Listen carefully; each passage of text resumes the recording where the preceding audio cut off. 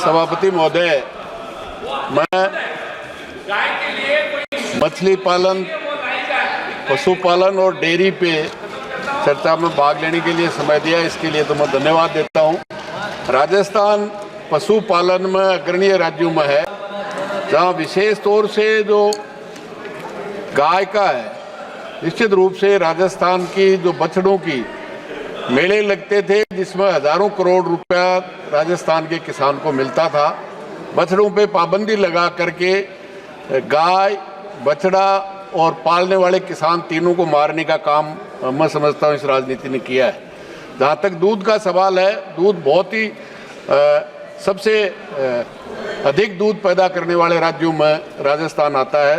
निश्चित रूप से उस किसान को उसकी लागत का दूध की कीमत नहीं मिलती, इसलिए मेरा आपके माध्यम से मंत्री और सरकार से निवेदन है कि उसका लाभकारी मूल्य तय करने का काम सरकार जब तक नहीं करेगी और जब तक उसके जो फोडर की कीमतें लगातार जो इस तरह से बढ़ रही है और दूध की कीमत नहीं बढ़ रही है, इसलिए वो हतोत्साहित किसान, जिसमें आमदनी में 35% खेती के अलावा पशुपालन से और दूध से जो इनकम राजस्थान के और देश के किसान की होती है, उसमें नुकसान होगा। जहाँ तक सवाल है, सबसे बड़ी इस दूध में जो दूध और केमिकल प्रोडक्ट, जो दूध प्रोडक्ट हैं, चाहे वो पनीर हो, चाहे मावा हो, बहुत बड़ी संख्या में केमिकल दूध और दूध उत्पाद, मावा और ऐसी चीज़ें बन रही है। उनको रोकने के लिए सबसे बड़ी कोशिश करने की आवश्यकता है और केंद्र सरकार को भी, क्योंकि फूड एडल्ट्रेशन की जो जांच की है वो संभाग मुख्यालय पे भी आज की तारीख में लैब नहीं है, इसलिए वो लैब की व्यवस्था करें और निश्चित रूप से इसको किसान को, इस पशुपालक को बचाने के लिए जो आयात पे टैक्स है, दूध और दूध उत्पाद पे आयात टैक्स है, निश्चित रूप से उसको बढ़ाने का काम करेंगे तो मैं समझता हूँ राजस्थान और देश के किसानों को इसमें आगे बढ़ाया जा सकता है। जहाँ राजस्थान में भेड़ और बकरी का भी पालन शायद देश में सबसे अग्रणीय राज्यों में है, लेकिन एक तो उसका जो बिक्री में है, निश्चित रूप से माइनॉरिटी के मुसलमान उसके व्यापारी हैं और पशु क्रूरता के नाम से उनके साथ जिस तरह का चीटिंग किया जाता है।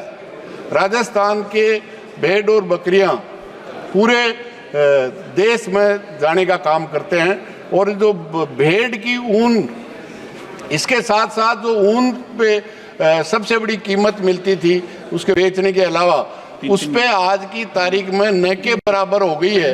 निश्चित रूप से इसके लिए आयात बाहर से ऊन आती है, लेकिन हमारे ऊन को बढ़ाने का काम करेंगे तो मैं समझता हूँ कि उसको नहीं, ज़्यादा नहीं सभापति महोदय, निश्चित रूप से वो उस ऊन को प्रोसेसिंग करने में कोशिश करेंगे तो आगे बढ़ने का काम करेंगे। ऊन आयात पे हमारी किसान की उनको आगे बढ़ाने का काम करेंगे तो निश्चित रूप से उसमें होगा, क्योंकि किसान खुशहाल होगा। इस पे खेती के अलावा कोई पशुपालन से, दूध से और उनकी बिक्री से जो लाभ होता है, मैं समझता हूँ देश का किसान खुशहाल होगा तो देश खुशहाल होगा। आपने समय दिया, बहुत बहुत धन्यवाद।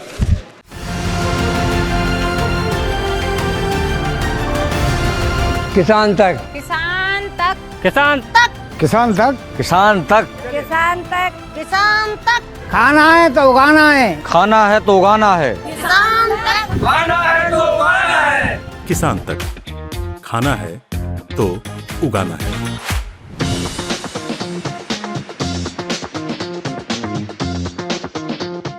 अगर ये वीडियो आपको पसंद आया है तो इसे लाइक ज़रूर करें। अगर चैनल अभी तक सब्सक्राइब नहीं किया है तो कर लें और नोटिफिकेशन पाने के लिए बेल आइकन भी दबा दें।